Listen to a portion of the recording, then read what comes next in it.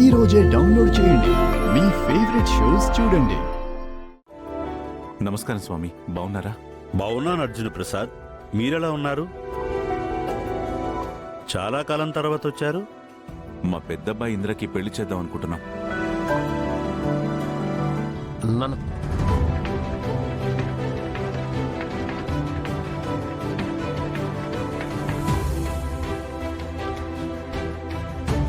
అమ్మాయి జాతకం అబ్బాయి జాతకం తీసుకుని వచ్చాం.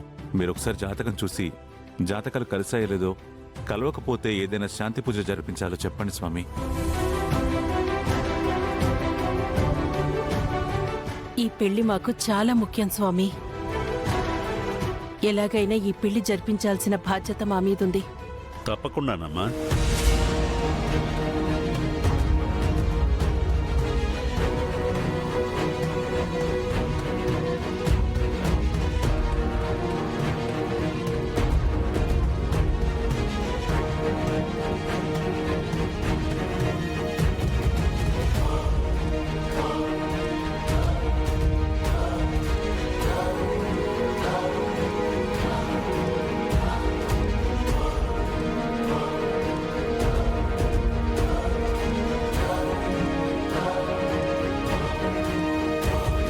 ఇంద్రగారు చనిపోయారని చెప్తారా అండి?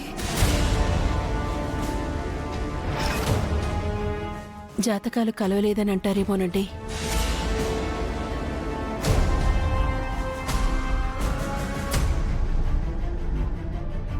ఇద్దరి జాతకాలు అద్భుతంగా ఉన్నాయి.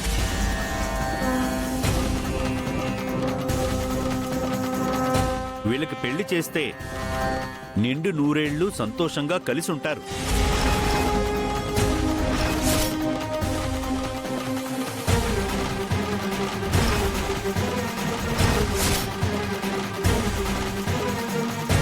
ఇంద్రగారు చనిపోయారన్న విషయం బయటపడలేదు. ఇంద్ర విషయం బయటికి రాకుండా చేద్దాం అనుకుంటే జాతకాలు కలిసాయంటారేంటి? చాలా సంతోషం స్వామి. వీళ్ళ జాతకాలు కలవేమో అని చాలా కంగారు పడ్డాం. మా భయాన్ని పోగొట్టారు.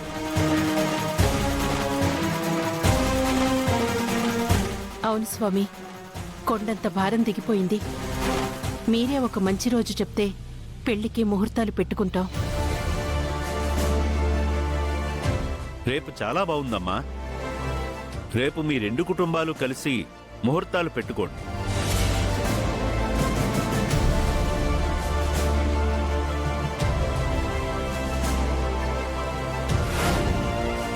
పెళ్లి ముహూర్తం ఏంటి? టెన్షన్ తీరింది అనుకుంటే కొత్త టెన్షన్ మొదలవుతుంది. అలాగే స్వామి, రేపే ముహూర్తాలు పెట్టుకుంటాం. ఈ జాతకాలు ఇక్కడే ఉంచండి. సాయంత్రం పూజ ఉంది. శివుడికి అర్చనాభిషేకం చేస్తున్నాం. సాయంత్రం పూజలో ఈ రెండు జాతకాలు పెట్టి రేపు మీకు పంపిస్తాం.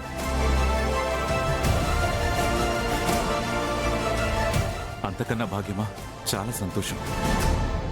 పెళ్లి ముహూర్తం కుదరగానే మీకు కబురు చేస్తాం స్వామి. పెళ్లికొచ్చి మీరు దంపతుల్ని ఆశీర్వదించాలి. అలాగేనమ్మా. శుభం భూయా.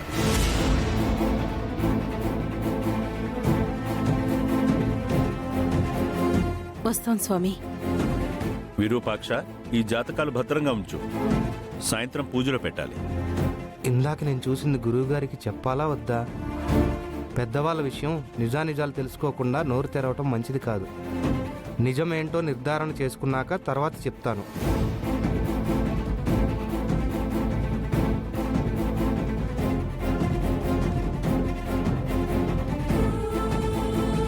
ఎక్కడ జాతకాలు కలవ్వేమో అంటారని చాలా కంగారు పడ్డానండి. కానీ స్వామీజీ ఇద్దరు జాతకాలు కలిశాయని చెప్పారు. ఇక ఏ సమస్య లేనట్టే కదండి. అవును సుభద్ర, నాకు కూడా చాలా సంతోషంగా ఉంది. ఒక రకంగా చూస్తే ఇంద్రతోనే అదితి జీవితం ముడిపడి ఉందేమో.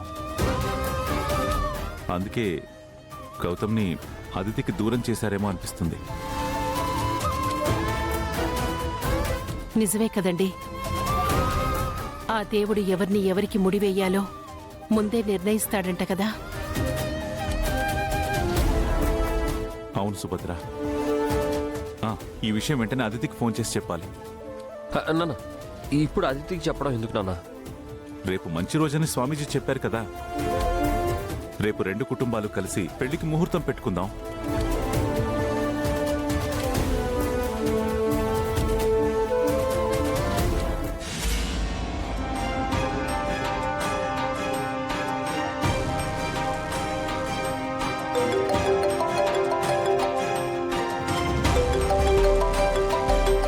చెప్పండి.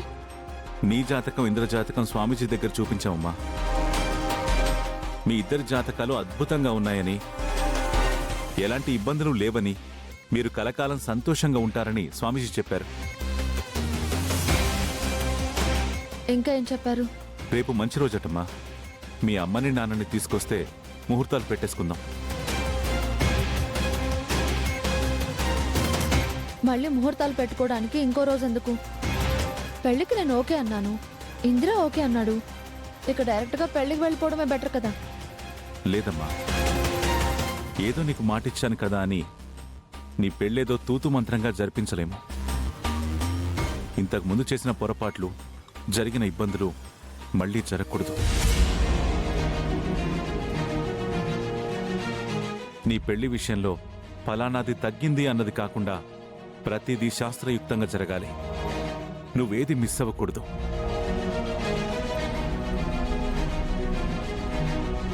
నీ పెళ్లి తంతు ప్రతి ఒక్కటి శాస్త్రోక్తంగా జరిపించాలని మేం డిసైడ్ అయ్యామమ్మా.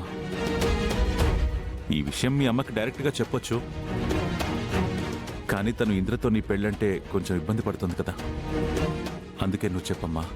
ఓకే, రేపు మేమందరం వస్తాం. మీరు ఏర్పాట్లు చూసుకోండి. థ్యాంక్స్ అమ్మా. మీ అమ్మను ఒప్పించి తీసుకొచ్చే బాధ్యత నీదే. ఉంటాను.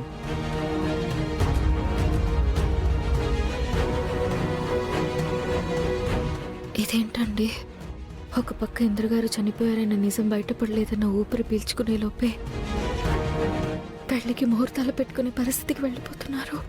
అదేనండి నా టెన్షన్ కూడా. ఇది ఎలా ఆపాలో అర్థం కావడం లేదు. మళ్ళీ ఎవరికండి? ముహూర్తాల విషయం అదితికి చెప్పాం, ఇంద్ర కూడా చెప్పాలి కదా. ఖచ్చితంగా చెప్పాలండి. ఇంద్ర లేకుండా ముహూర్తాలు ఎలా పెట్టుకుంటాం? రేపు ఇంద్ర కూడా ఉండాలి. వెంటనే బయలుదేరి రమ్మని చెప్పండి. అందుకే ఫోన్ చేస్తున్నాను. నాన్న, ఇంద్ర ఏ పనిలో ఉన్నాడో ఏంటో, వెంటనే రమ్మంటే ఎలా వస్తాడు నాన్న? రేయ్, ఏ పనిలో ఉంటే ఏంటి? ఇదేమైనా చిన్న విషయమా? వాడి పెళ్లి విషయం.